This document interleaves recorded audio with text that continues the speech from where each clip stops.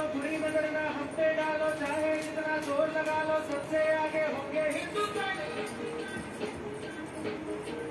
सुनो बोल से दुनिया वालों, बुरी नजर ना हम पे डालो, चाहे जितना जोर लगा लो, सबसे आगे होंगे हिंदुस्तान।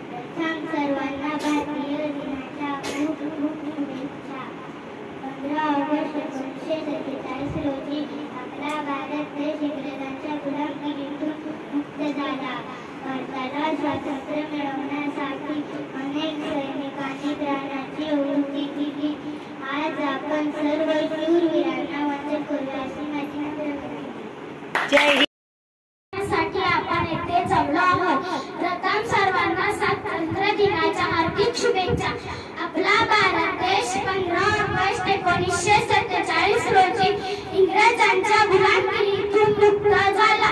आपला भारत देश 15 ऑगस्ट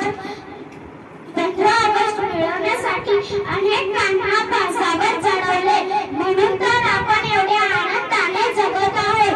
मी माझे एवढे बोलणे ऐकून इथे भाषण संपवले. माझे नाव सुनील प्रकाश वाडे. आज 15 ऑगस्ट आहे. हा आपल्या भारताचा स्वातंत्र्य दिन आहे. आपला देश 15 ऑगस्ट स्वतंत्र झाला. या दिवशी आपण देशाच्या घाबरू नको, बोल बोल. आणि सैनिक कालाबद्दल करतो. मला माझा देश खूप आवडतो. बोला.